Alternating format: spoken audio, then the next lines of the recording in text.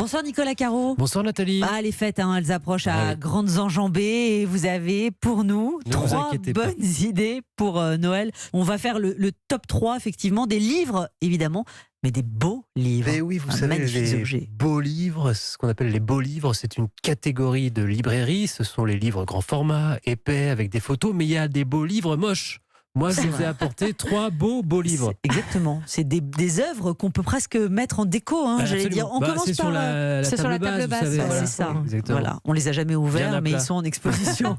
Alors, on commence par celui qu'on va ouvrir, celui-là avec l'ours. Je vous avais pas menti. Regardez ça. Magnifique, le livre est voilà. dans un coffret transparent, très rigide. On dirait du verre. La couverture, elle, est en tissu imprimé.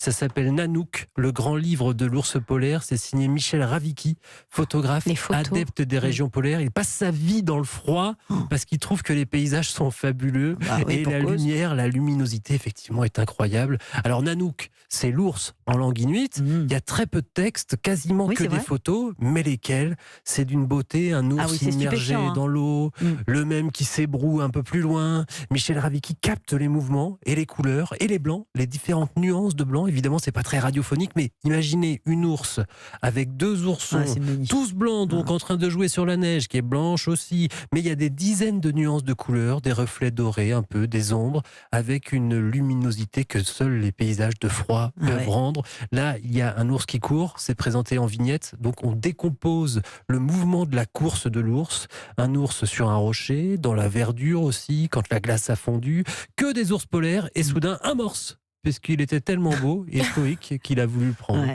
On a aussi le sauvetage d'un ours incroyable. On voit cette scène-là, il est élitreillé. C'est magnifique. Du coup, c'est pour pêcher. On peut vraiment passer des heures à flâner dans ce paysage. Et je pense que c'est vraiment pour tous les âges, parce que quand des gamins voient ces petits, cette maman avec ses oursons, c'est magnifique, c'est mignon, très mais attachant. c'est dangereux. Je lui avais demandé à Michel Ravicki s'il avait déjà eu peur en prenant ces photos. Il me dit que non, mais parce qu'il sait garder la distance, il a le respect de l'ours, il les connaît très très bien. Mais il faut se méfier quand même, ils font un peu peur quand il montre les dents là. Suivez-nous sur europe1.fr et sur l'application Europe 1, vous verrez quelques belles photos de ces livres. Alors ça, je prends parce que ça ira très bien sur ma table basse, c'est magnifique. Vous avez un autre coffret là, c'est intriguant. Oui, ça c'est le cadeau ultime pour Noël, c'est un manuscrit. Ce sont les éditions des Saint-Pères qui font ça, ce sont des facsimilés. Des copies parfaites. En l'occurrence, il s'agit là du manuscrit de Peter Pan qui vient d'être édité. Disney s'est complètement emparé de l'histoire de Peter Pan, mais au départ, c'est un roman Peter Pan publié en 1904 par l'écrivain James Barrie. Le roman s'appelait d'ailleurs initialement Peter and Wendy, et finalement le personnage s'appelle Peter Pan parce que Barry racontait cette histoire aux enfants d'une grande amie à lui, et l'un des enfants s'appelait Peter, et Pan c'est une référence au dieu de la nature. Je vous rappelle l'histoire rapidement. Nous sommes à Londres où vivent Wendy et ses frères John et Michael Darling. Un soir, Peter Pan les rejoint. En fait, il est venu chercher son ombre qu'il avait oublié chez eux. Peter Pan, c'est un enfant qui a refusé de grandir, vous savez.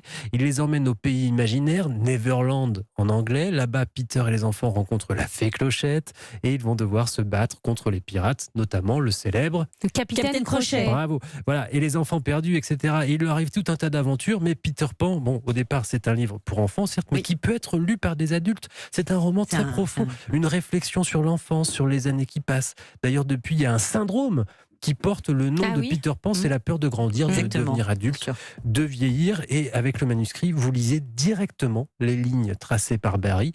Et en plus, vous avez des illustrations incroyablement belles. Alors celle-ci, elle date de 1930 plutôt. Et bien sûr, c'est un manuscrit, donc on peut jouer... C'est ça, c'est écrit à la plume et tout, c'est vraiment d'époque. En anglais, bien entendu. Évidemment. On peut jouer quand même au jeu des différences entre la version originelle et le texte qu'on connaît. Par exemple, on constate que le pays imaginaire, Neverland, donc devait originellement s'appeler Never Neverland, pour bien montrer sans doute que ce pays n'est pas accessible du tout aux adultes. Et puis finalement, il a renoncé. Un petit dernier, un tour en mer par exemple. Avec le dictionnaire amoureux de la mer de Yann Kefelec, dictionnaire amoureux illustré. Entre le A et le Z, on croise la marinage, la Baltique, Florence Artaud, l'Atlantide, des bateaux évidemment, des personnages comme Kersozon, Tabarly, Donald Crowhurst, des écrivains comme Hergé, Henri Queffélec, le père de Yann, Homer, Jack London, Steinbeck, des écrivains évidemment, oui, puisque la mer c'est aussi un vocabulaire, Windmüller, Dame de Nage, Driss, Bous, Aiguillot, Chaumard, et le mot le plus beau de tous, selon Yann Queffélec, c'est mer, tout simplement. Ah, il figure 3298 fois dans le livre. Mer, dit-il, vous les avez comptés ? Non, c'est lui qui les a comptés. Un mot parfait, la mer, une innombrable goutte d'eau. Ah oui, c'est Yann Queffélec. Yann Queffélec dans le texte, Yann Queffélec dans l'image, et c'est merveilleux, c'est très cohérent. On adore Yann Queffélec, il connaît la mer parfaitement, l'océan, il habite juste en face. Donc parfait, on signe, les yeux fermés, on prend, on achète. Merci beaucoup Nicolas Caro. Merci Nathalie. Tout le monde est gâté, tout le monde a son livre. C'est Noël avant au pied du sapin. Merci à vous. Europe 1.